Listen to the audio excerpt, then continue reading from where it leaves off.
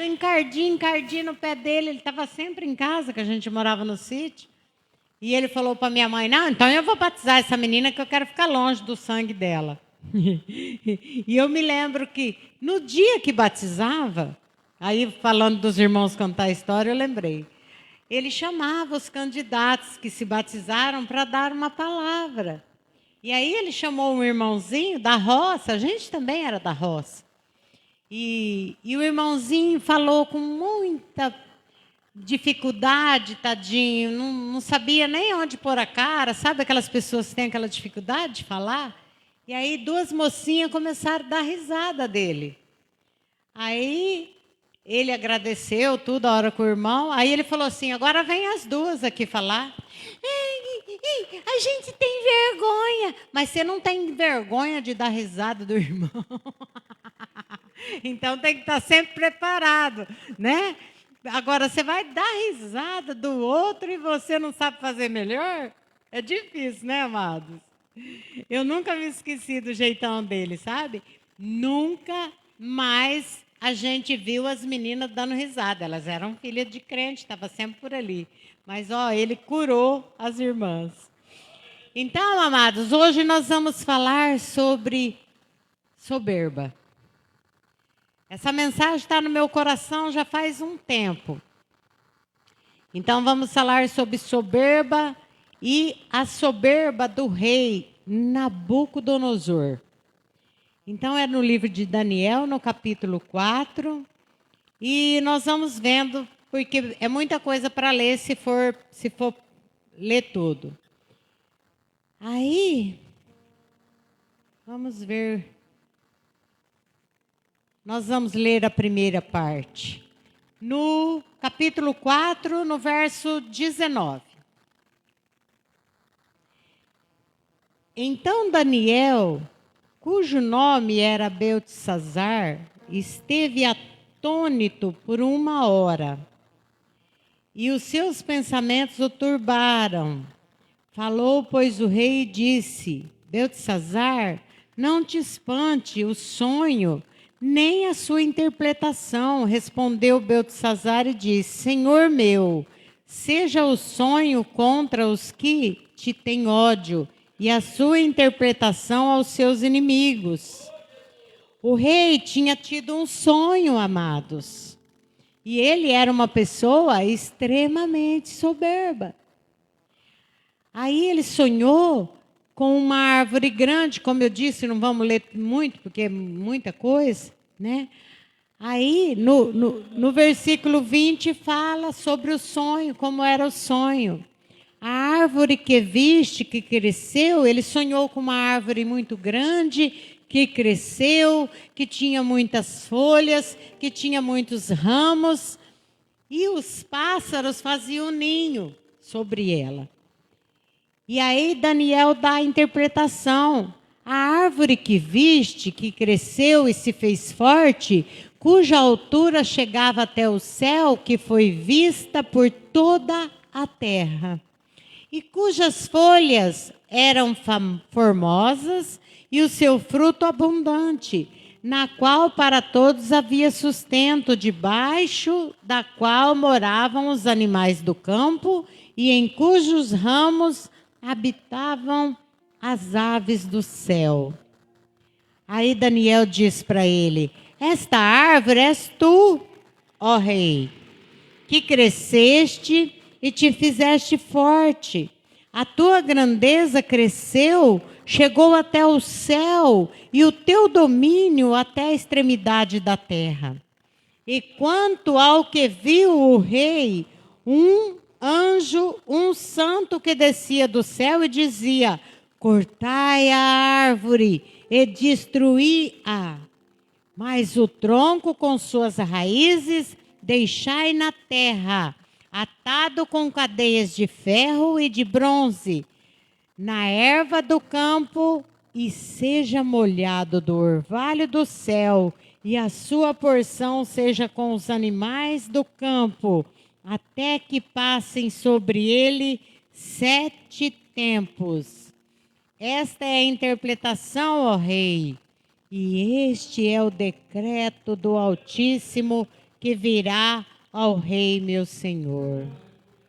A saber, lançar-te-ão dentre os homens, e a tua morada será com os animais do campo. Te farão comer ervas como os bois, será molhado do orvalho do céu, e passar-se-ão 7 tempos por cima de ti, até que conheças que o Altíssimo tem domínio sobre o reino dos homens e o dá a quem quer. Só até aqui por enquanto, amados. Que coisa tremenda, né, amados? Que coisa tremenda, né? Um homem que chegou ao trono para governar, né? Já era uma postura tão linda, né? Todo mundo chega, se prostra diante do rei, bate continência, faz a reverência. Não precisava de uma soberba tão grande, né? E ele ficava naquela soberba, naquela coisa, se sentindo a última Coca-Cola do deserto, né? E o Senhor o avisou: olha só a longanimidade do Senhor Deus. Deus podia ter falado para o anjo: vai lá, já dá logo uns catiripapo na orelha dele, né? E já bota ele no pasto. Não, o Senhor esperou ainda 1 ano. 1 ano se passou, ele teria chance de ter abaixado a bola, de ter se convertido, mas ele não o fez. Aí um dia, aqui, aí Daniel continua, né, no 26. E quanto ao que foi falado, que deixa sem o tronco com as raízes da árvore, o teu reino voltará para ti, pois que tiveres conhecido que o céu reina. Portanto, ó rei, aceita o meu conselho e põe fim aos teus pecados, praticando a justiça, e deixar as tuas iniquidades, usando de misericórdia com os pobres, pois talvez se prolongue a tua paz. Depois, ninguém pode falar que não teve chance, né, amados? Esses tempos eu ouvi uma pessoa falando que, mas parece que os inimigos não vão para o fundo do poço. Aí a outra pessoa falou: não, eles vão sim, é que não tem internet no fundo do poço. Então eles não estão postando, eles estão sim em tribulação, né? Mas um dia chega o acerto de contas, né? Como Herodes, ele vestia as suas vestes brilhantes e o sol batia nas vestes dele, que era de prata, e ele brilhava, e ele andava na sacada do palácio, todo pomposo, né? Aí o povo começou a gritar: fala como Deus, e ele, agora sim, né? Se eu falo como Deus e Deus não está aqui, eu recebo a glória dele, né? E aí foi tocado e morreu comido de bicho, porque não deu glória a Deus. A glória não é do homem, a glória não é da mulher, a glória não é do rei, né, amados? A glória é do Todo-Poderoso. E Daniel fala para ele: aceita o meu conselho, ó rei, deixa os teus pecados, deixa a tua iniquidade, né, para que se prolongue a tua paz.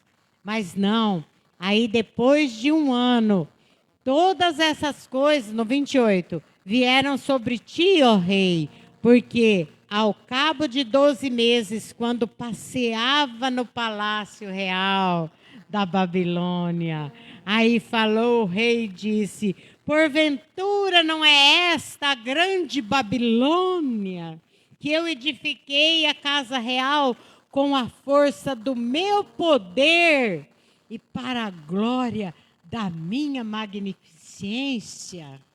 Olha o tamanho da soberba do cara. Ainda estava a palavra na boca do rei, quando caiu uma voz do céu: a ti se diz, ó rei Nabucodonosor, passou de ti o reino e te lançarão de dentre os homens, e a tua morada será com os animais do campo.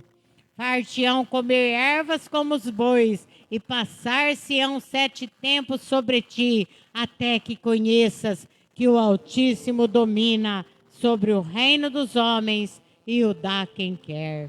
Na mesma hora se cumpriu a palavra sobre Nabucodonosor, o qual foi tirado dentre os homens e comia a erva com os bois, e o seu corpo foi molhado do orvalho do céu, até que lhe cresceu pelo como as penas de águia, e as suas unhas como as aves. Que coisa terrível, né, amados?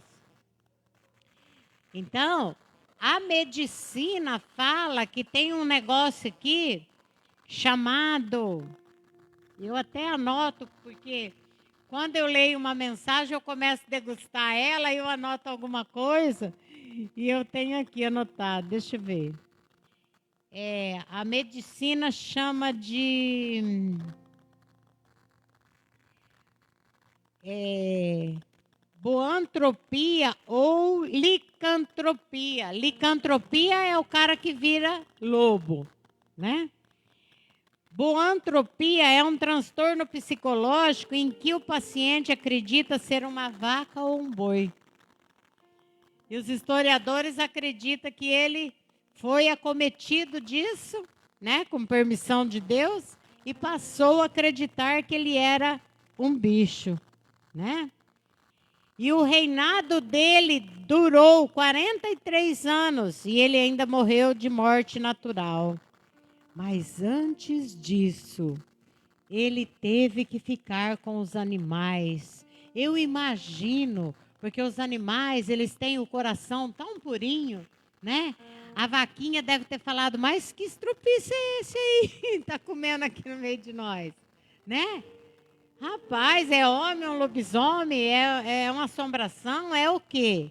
Né? Mas ele teve que ficar 7 anos para reconhecer o senhorio de Deus, para reconhecer que tem alguém maravilhoso, grande, e todo poder e majestade é dele, né? Glória a Deus. Aí, no 34 diz assim: mas ao fim daqueles dias, eu, Nabucodonosor, levantei meus olhos ao céu e tornou-me a vir o entendimento. Então eu bendisse o Altíssimo e louvei e glorifiquei ao que vive para sempre, cujo domínio é um domínio sempiterno e cujo reino é de geração em geração. Olha que coisa gloriosa! Deu uma mudada no cenário aí, né? Do nosso amigo, né? No mesmo tempo, tornou a mim o meu entendimento, e para a dignidade do meu reino, tornou-me a vir a minha majestade e o meu resplendor. Buscaram-me os meus capitães e os meus grandes, e fui restabelecido no meu reino, e a minha glória maior do que nunca. Agora, pois, eu, Nabucodonosor, louvo, exalto e glorifico ao Rei do céu, porque todas as suas obras são verdade, os seus caminhos juízo, e pode humilhar aos que andam na... Ele manda Jonas ir para um lugar. E será que Jonas não conhecia direito Deus? Para acreditar que ele poderia fugir da presença de Deus, né? E aí ele vai lá para o navio, e o coitado do homem, do capitão do navio, que não tinha nada a ver com a confusão dele, com a fuga dele de Deus, ele lasca com a vida do homem, né? E aí vem aquela grande tempestade, aquelas coisas, e ele é capaz de pensar que ele poderia fugir da presença de Deus. E aí, amados, para concluir, ou Deus, né? Ele pode mandar qualquer um para o pasto, Ele pode mandar qualquer um para o ventre do peixe. E a pior parte, ele pode lançar no inferno. Porque a pior parte é o homem estar aqui, ter chance de aceitar o Senhor Jesus, ter chance de reconhecer a soberania de Deus e não fazer. E o Nabucodonosor, graças a Deus, ele deu sorte ainda de ter essa experiência com os animais, que Deus poderia ter fulminado ele, como no caso de Herodes, que Herodes devia ser muito mais desgraçado que ele, né? Que aí ele não teve a chance de 1 ano, não. O negócio foi rápido, né? As vestes reais dele não ficou bem com os bichos que comia ele, né? Que coisa, né? Aí, amados, eu fico pensando na longanimidade de Deus. Aí ele pega, põe Jonas na barriga do peixe, fala para o peixe lançar ele lá. Depois, Jonas se acha no direito de ficar murmurando. É difícil, né, amados? Quando a pessoa é difícil, né? E aí o Senhor pega e fala para ele anunciar, fazer de tudo. Ele vai e Deus faz a obra. Porque ele foi mal-humorado, né? Ele foi anunciar, mas torcendo que Deus metesse fogo e queimasse todos eles, né? Igual na nossa ira, né? Tem dia que a gente tem vontade que Deus pega o inimigo da gente, põe numa frigideira grande assim, ó, e frita na nossa frente, né? Ou é só eu que penso assim, na hora da ira? Mas o Senhor é longânimo, né? Ele vai lá conversar com Jonas e ensina Jonas, tem paciência com Jonas. Jonas se deita e Deus manda uma borboleira nascer, faz sombra na cabeça dele e aí ele fica feliz da vida. Só que, aonde ele estava? Na montanha, esperando o Senhor meter fogo do céu em Nínive, porque ele não creu nem na mensagem que ele pregou. Olha a paciência que Deus tem com esse povo. Misericórdia, né? E esse aqui não era rei, não era ímpio, era profeta de Deus. Que dificuldade que o Senhor tem para arrumar um profeta que leve a sério a sua palavra, né, amados? Aí o que acontece? E ele fica rabugento, e ele fica esperando, aí o Senhor manda o bichinho cortar. Olha a paciência de Deus, gente, né? Se fosse um de nós, amados, eu vou falar por mim, eu não posso falar pelos outros, né? A hora que ele tinha desviado do navio de Tarse lá, eu pessoalmente pegar ele assim pelo colarinho, sabe? E dar para um peixinho bem faminto comer, né? Já que você quer fugir da minha presença, seu vacilão, vai aí, cabeção, né? Mas não, Deus fez tudo perfeito, né? O peixe não digeriu ele conseguiu respirar na barriga do peixe, tudo milagrosamente, né? E com aquela soberba no coração, com aquele desejo de vingança, apesar que o povo de Nínive não era santo não, né? Mas eles se arrependeram e o rei pediu até que deixasse os animais de jejum para mover o coração de Deus, né? E aí o Senhor manda o bichinho cortar lá a sombra da cabeça dele, aí ele fica macho de novo. Ai, mas como pode? O Senhor fala, você está com dó?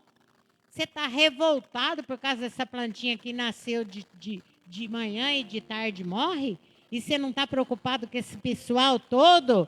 Com esse monte de gente que não sabe discernir entre a mão direita e a esquerda? Né? E o Senhor teve misericórdia daquele povo. E o Senhor teve misericórdia de Jonas também. Né? E o Nabucodonosor, deixa eu ver aonde que está. Aonde que está que ele fala, é o 37, né? Que fala, agora, pois, eu, Nabucodonosor, louvo, exalto e glorifico ao Rei do céu, porque todas as suas obras são verdade, e os seus caminhos juízo, e pode humilhar aos que andam na soberba. Amados, o Senhor pode fazer qualquer coisa. Eu me lembro, amados, de um testemunho que foi contado na congregação. Uma irmã era muito fiel a Deus e o marido não queria de jeito nenhum que ela fosse para a igreja. E ele agredia a serva de Deus quando chegava dos cultos. Ela sabia, trazia aquela palavra tão bendita no coração, e de vez em quando Deus mandava o recado, falava: leva o meu recado lá na tua casa.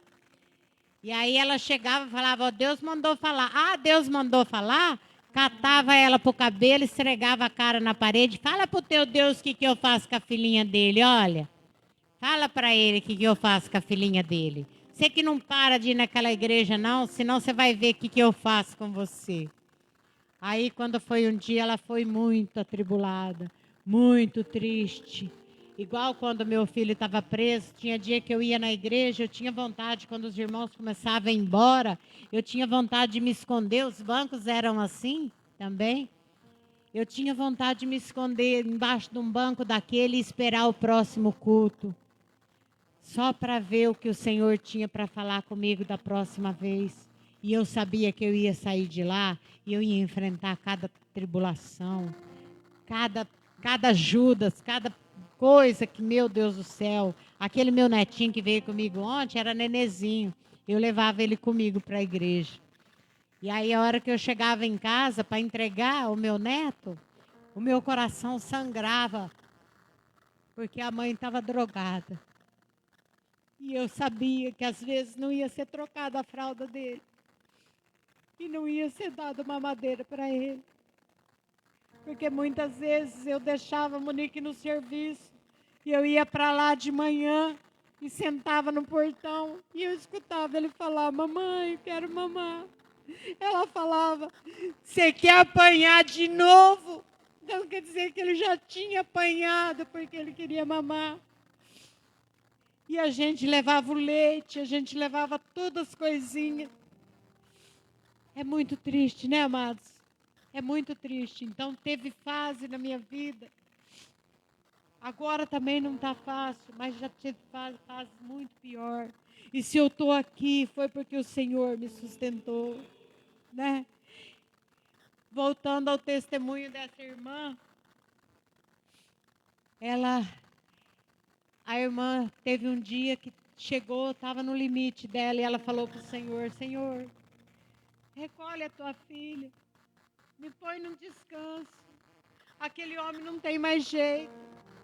Dali a pouco, o servo de Deus que estava no púlpito foi usado, falou assim: hoje Deus manda te dizer, serva de Deus, que o teu algoz não vai mais pôr a mão em você.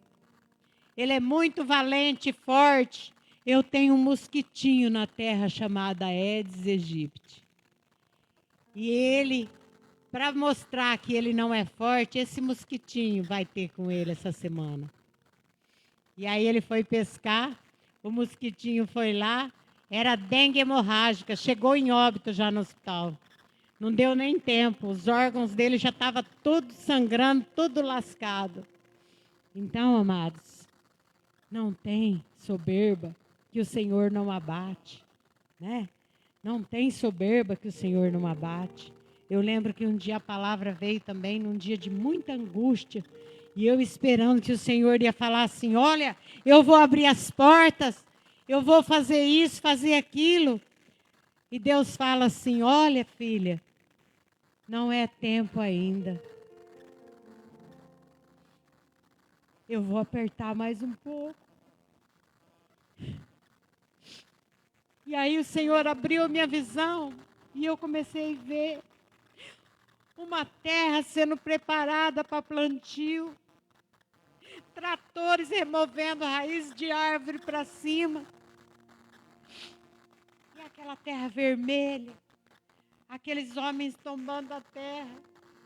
E Deus me deu o discernimento que era Ainda estava na preparação da terra, não tinha nem plantado a semente ainda para nascer. Então, a minha luta foi grande, foi muito grande. Eu fui para as penitenciárias da vida, eu fui muito humilhada por muitas pessoas. Satanás saía de um e entrava no outro.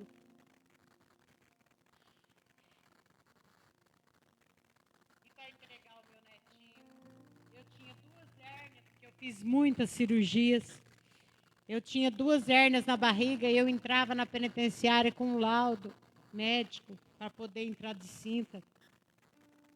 Toda vez tinha que levar esse laudo. A cinta passava no raio-x, depois eles devolviam a cinta para eu poder. E como que eu ia assumir uma criança pequena, com 2 hérnias, né? Era muito difícil, amado. Era muito difícil ter que entregar aquela criança de volta. E eu não tinha direção de Deus para ficar, nem para brigar, nem para ficar com ele.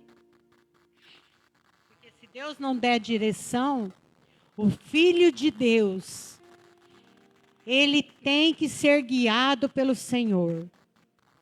Porque senão você não pode nem orar mais, amado. Deus vai falar, eu não te dei direção para você fazer. Então você tem que aguentar firme. Aguenta firme. Põe a armadura de Deus, dá o lombo e aguenta firme. Quando o meu filho fez aquela cirurgia enorme, que parecia que estava tudo já fora de perigo, teve uma dúvida lá, que ele ia voltar para a mesa cirúrgica. E que o tanto de sangue que ele tinha perdido, com toda a tribulação que tinha passado, ainda estava em jejum depois da cirurgia.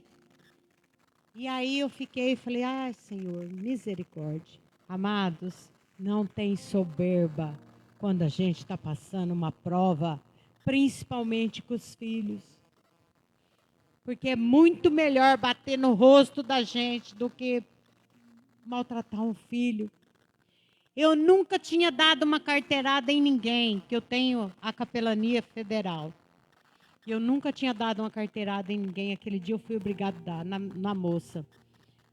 Uma das chefinhas da Santa Casa. Eu fui lá para saber dela o resultado da tomografia e ela começou a dificultar. E o meu filho lá, definhando, amarelo, não podia tomar água, em jejum. Aí eu comecei a ficar em espírito de oração e orar. E aí o Senhor me lembrou da minha carteirinha de capelã federal.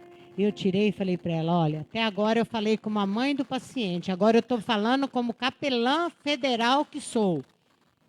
Você resolve esse problema ou você me chama o provedor do hospital? Ai, mas eu falei, chama ele, por favor, anota o número da minha carteirinha, leva para ele, porque nos Estados Unidos, essa carteira, a gente pode até dar voz de prisão. Aqui no Brasil não é assim, mas a gente tem alguns direitos. Então, você me chama o provedor. Ela correu, resolveu o problema, saiu com o resultado da tomografia e eu voltando para o quarto. Porque aí ia ser liberado pelo menos gelatina para o meu filho. E aí aquela mistura de gratidão, com medo, com angústia. E eu estou voltando, aquele pedreiro deve ter pensado, essa mulher é louca. E eu estou voltando naquele corredorzão e falando, oh Senhor, Tu és tudo na minha vida, Senhor. E eu consagrei os meus filhos desde o meu ventre.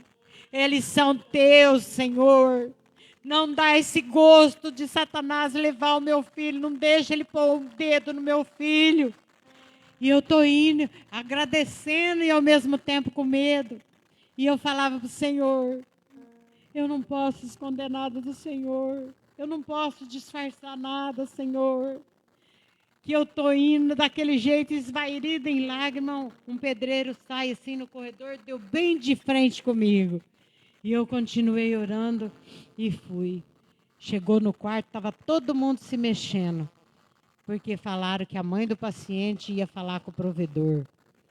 E o Senhor pôs fim naquela agonia. Aí começaram já a dar alimentação para o meu filho e ele começou a se recuperar.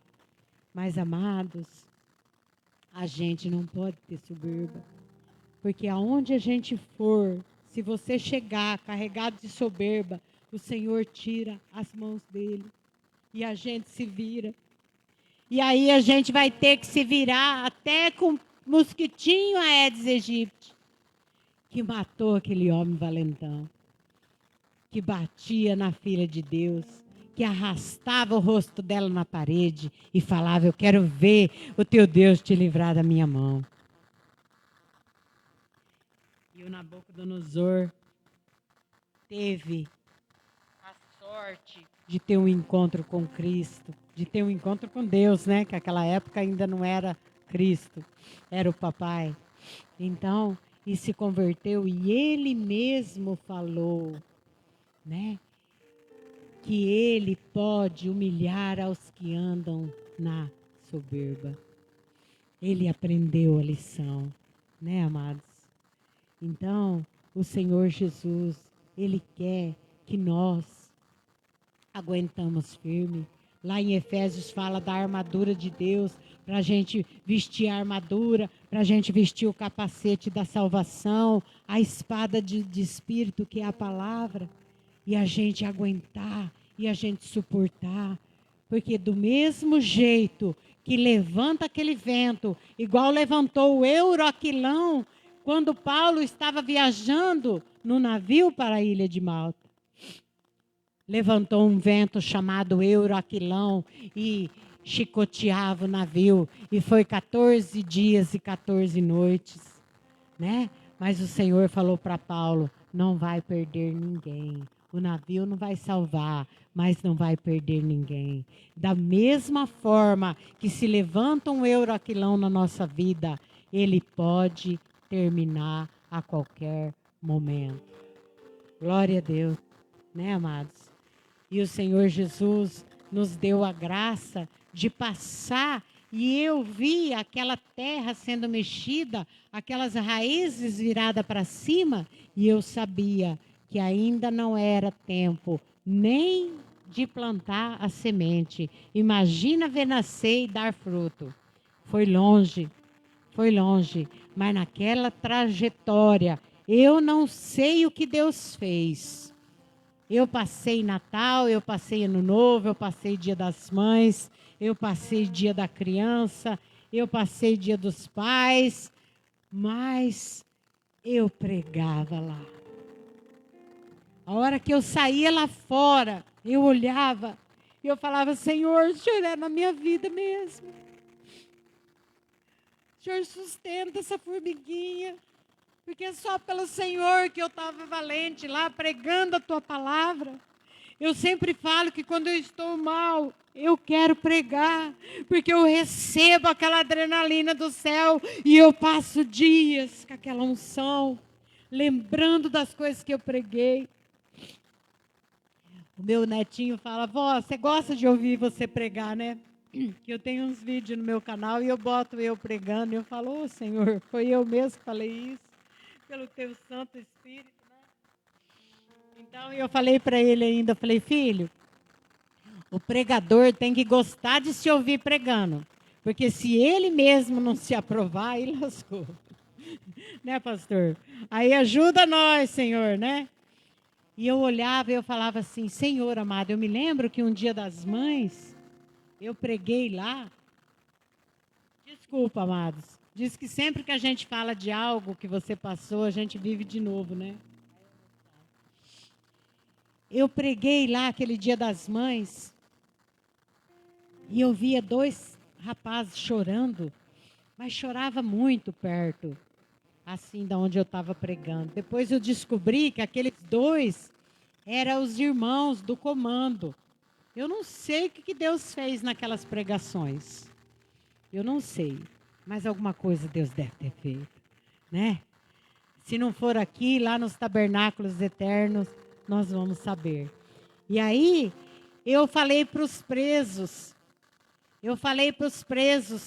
Quem gostaria de me dar um abraço? Como se eu fosse a sua mãe. Amados, eu nunca vi tanto choro. Tanto choro. E era uma penitenciária masculina, claro, era todos homens, né? Eu me lembro que um homem que já tinha 60 anos, ele chorou, mas ele chorou tanto que ele chegou a molhar a minha blusa. De tanto que ele chorou no meu ombro. E ele falou: missionária, faz uma oração para mim. Pede para Deus segurar minha mãezinha viva. Porque eu fui uma desgraça pelada na vida dela. Pede para o Senhor segurar ela viva, para eu sair daqui e eu ser homem, nem que for por 1 ano, 6 meses, sei lá quanto. Amados, mas foi tanto choro, mas foi tantas lágrimas.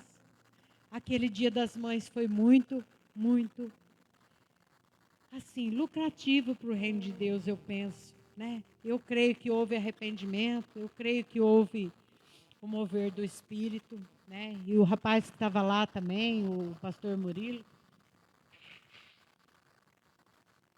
ele estava cumprindo 16 anos de pena por tráfico, e ele se converteu na prisão, e ele se tornou o pastor do raio. Quando meu filho tinha sido condenado aqui, que ia descer, eu falei: Senhor, eu não sei onde meu filho vai, mas eu te peço, Senhor, envia o teu anjo para receber o meu filho lá. E o Senhor preparou o pastor Murilo. E Deus é tão bom, por mais que nós não merecemos, que o meu filho não era inocente, não. Ele estava lá porque ele merecia.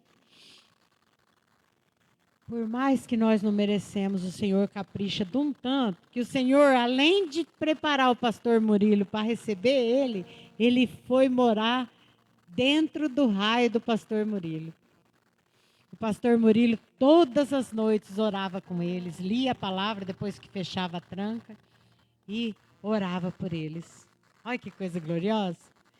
E aí o pastor Murilo, quando acabou a sentença dele,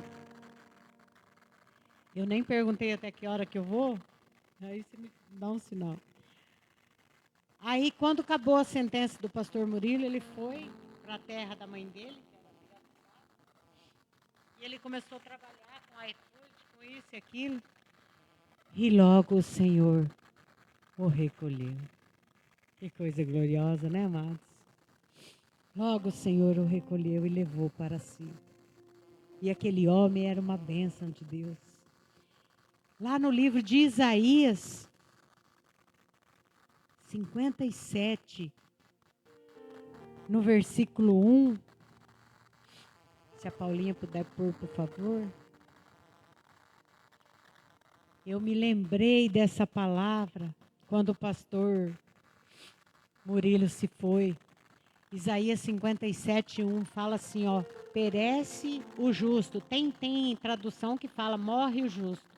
Perece o justo e não há quem considere isso em seu coração. E os homens compassivos são recolhidos, sem que alguém considere que o justo é levado antes do mal. Pode passar, Paulinho, por favor. Entrará em paz, descansarão nas suas camas os que houverem andado na sua retidão. Tem tradução que fala que o Senhor o leva para que ele entre na paz. Então eu penso isso. O pastor Murilo corria um sério risco de cair ou fracassar, né? Afinal, foi 16 anos dentro da cadeia e lá não tem muito o que fazer. Quando a pessoa se converte lá, as pessoas começam a dizer assim: ah, é fácil, eles escondem atrás da Bíblia, né? Mas aqui fora não, aqui fora você está exposto, né? Satanás começa a dar flechada, começa a oferecer os manjares, né? Ainda mais um homem que ficou sem mulher há tantos anos, né? Eu imagino que Satanás começou, né? E ele imaginava que ele ia sepultar a mãezinha dele, mas não. A mãezinha dele sepultou ele e ela continua viva, servindo a Deus. Mas ele foi usado por Deus, aquele homem. Foi uma bênção. E durante o tempo que eu tive lá, o Senhor me deu a força de continuar pregando. Então, amados, eu deixo uma palavra no teu coração. Se você tiver um chamado de Deus e você não estiver bem, vai mal mesmo. Porque teve uma vez que eu estava tão mal, numa opressão, e eu fui convidada para pregar, e eu recusei. Eu nunca mais faço isso na minha vida, amados, a não ser que eu não estiver aguentando andar. E a hora que eu fui deitar, o papai falou para mim: filha, por que você não foi?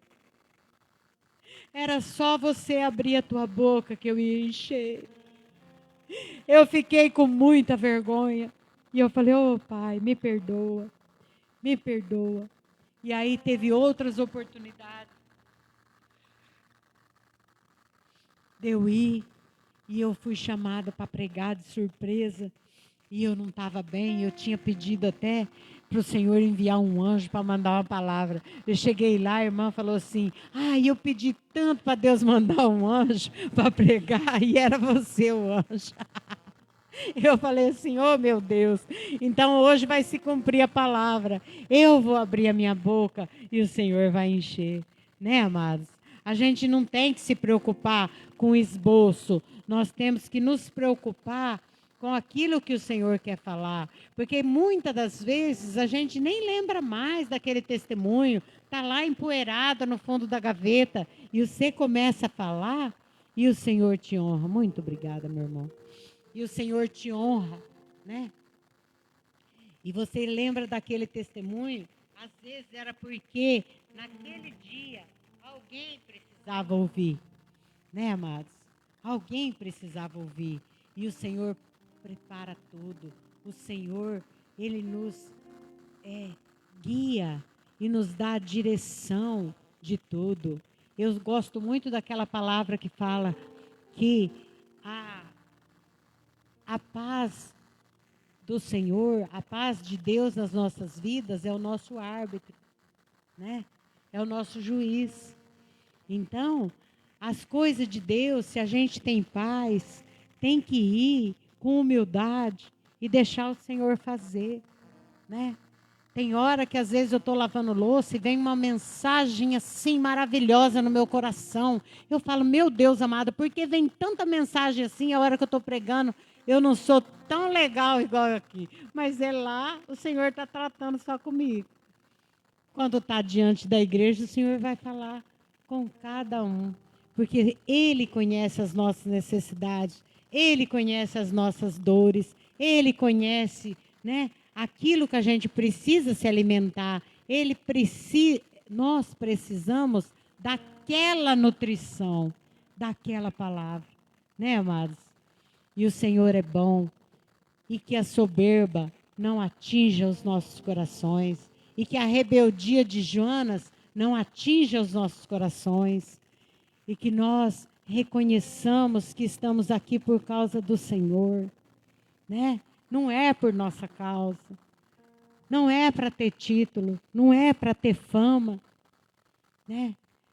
Nós estamos aqui para funcionar no corpo do Senhor Jesus. Nós estamos aqui para trabalhar. O Senhor Jesus nunca foi preguiçoso.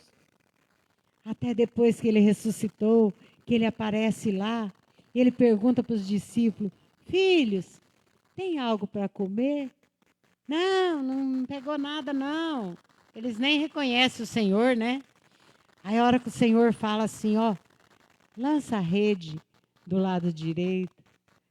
E aí 153 grandes peixes que quase rompeu as redes. E aí Pedro fica louco. É ele, ele quer ir de mergulho, né? E aí depois, para completar, a hora que eles saem, a hora que eles chegam fora da água, o Senhor Jesus já tinha pão assado sobre brasas, esperando eles, e peixe. Aonde será que Jesus pegou esse peixe sem vara? Né? Não era a turma que estava pescando?